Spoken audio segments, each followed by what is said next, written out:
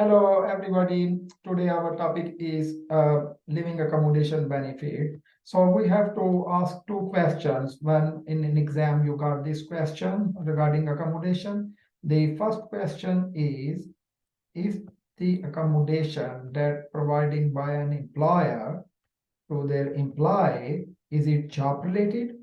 If it is a job related, then there is no benefit in kind. And let's see different examples. A nanny needs to live in the same home that their child lives in to do their job. Then there is no benefit in kind because it is a job related. Someone in army needs to live at the army base, otherwise they will not be able to do their job. So it means it is a job related, yeah. So there is no benefit in kind. Again, third one, hotel worker being provided living accommodation at hotel will help them perform their duties better. There is no benefit in kind. And similarly, uh, our president or prime minister, if they are living in 10 Downing Street, this is their job. This is for their security reason. There is no benefit in kind. So this should be clear now to you. If in exam you get this question, the first thing you all need to ask to yourself, is it a job related or not? If it is a job related, we have seen different examples, there is no benefit in kind. Okay, let's see if it is not a job related.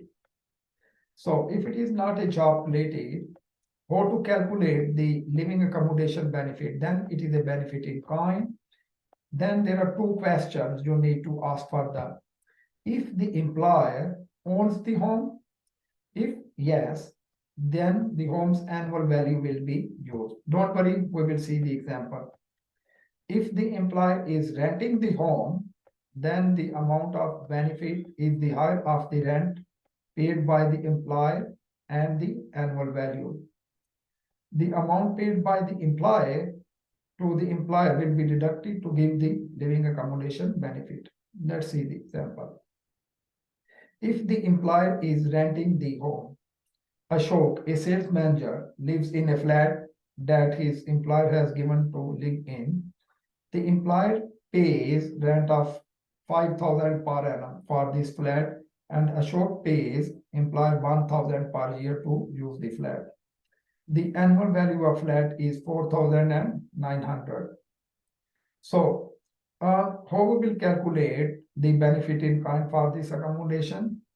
So the rent paid by employer, as this is higher than the annual value. So this is the figure we will use, 5,000 pound. If you see here, the rent paid by the employer is 5,000 and the annual value of the flat is 4,900. So 5,000 pound is greater, we will use this figure, 5,000 pound. What is the annual value? Annual value is actually the values of the properties that set by the local councils.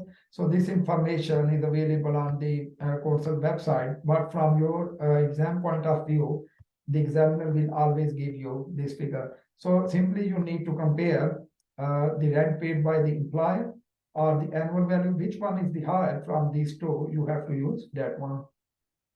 And minus what is the rent paying by the employer to the employer. So in our case, Ashok is paying 1,000 pound to their employer, so we need to minus that one. So the living accommodation benefit will be 4,000.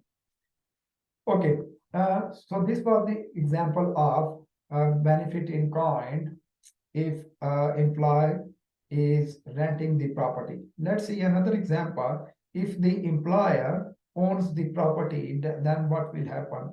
So then there is an additional benefit. Then we need to calculate another benefit. One benefit will be the same like that we calculated before, but we need to do an additional benefit. So up to 75,000 pound, if the value of the property is 75,000 up to 75, it is tax free. It is an allowance set by the government. So how to calculate the money value of the additional benefit? So we need to ask two questions. Did the employer buy the home more than 6 years before he gave it to the employee to use? No or yes? If answer is no, the formula is here.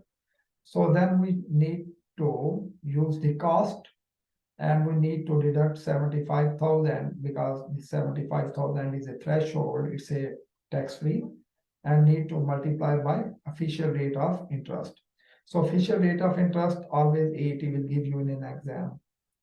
So note, the cost is actual cost of the home plus any amount spent on extending, enhancing the home before the start of the current tax year. So if in your exam, the examiner says to you, uh, the employer spent 10,000 pounds for the enhancement, for the accommodation, you need to add in a cost as well. So the next one is market value. If the answer is no to the above question, if the employee purchased the home more than 6 years, then you don't need to use the actual cost. You need to use the market value when the property was given to an employee. And the remaining formula is same. So let's see the detailed example if the employer owns the home, and it will be clear to you. So here, an employee received the free accommodation from his employer.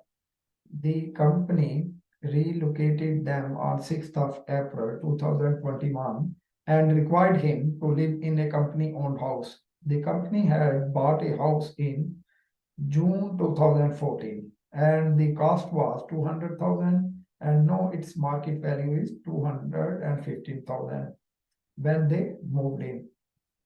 The annual value of the accommodation was 5,000. The employee was reimbursed relevant relocation expenditure that they had incurred of 14,000 pounds. Calculate the assessable benefit for the relocation.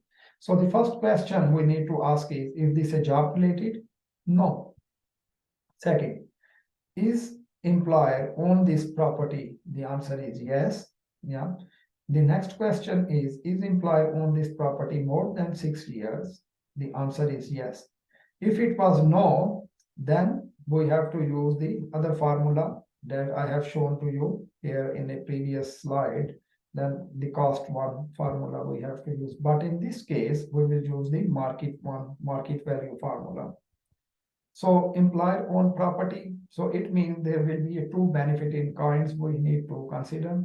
One is normal benefit and the other one is additional benefit.